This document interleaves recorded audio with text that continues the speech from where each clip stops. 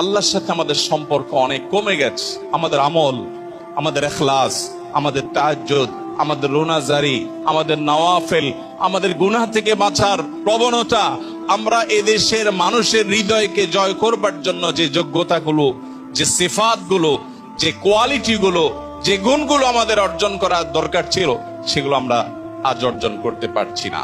যখন এ বিশ্ব মুসলমানরা শাসন করেছে, তখন মুসলমানদের ওলামা একরামের যে গুণ ছিল, আজ সেগুলো থেকে শত সহস্র মাইল যোজন দূরে আমরা চলে গেছি। আমাদের সেগুলোকে আবার উদ্ধার করতে হবে, আল্লাহমুখী হতে হবে। আমাদের আসল শক্তির জায়গায় হলো আল্লাহ।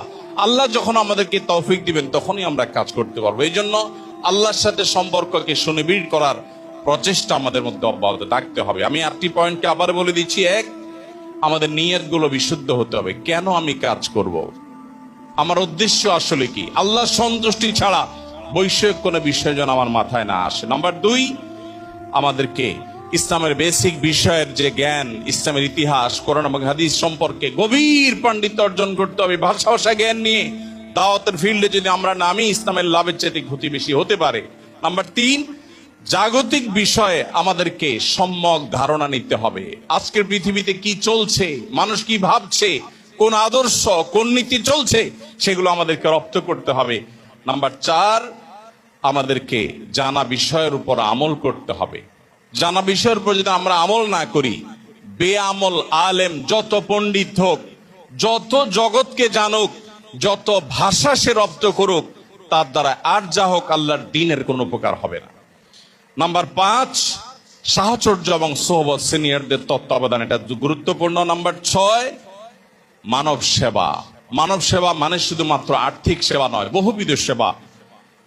নাম্বার 7, মতপার্থক্য এবং মতবিরোধের জায়গাগুলোকে বাড়ানোর চেষ্টা করে না করে কমানোর চেষ্টা করা, ভূমিকা রাখা।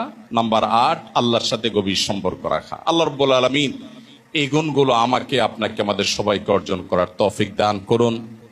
জামিয়াতুল ইমাম মুসলিম রাহিমাহুল্লাহকে এই উম্মার সংকট থেকে উত্তরণের সূতিকাগার হিসাবে আল্লাহ তাআলা কবুল এবং মঞ্জুর করুন। আমি ক্ষমা প্রার্থী আমাদের মহামান্য মেহমানদের কাছে যে আমি একটু বেশি সময় সম্ভবত নিয়ে ফেলেছি।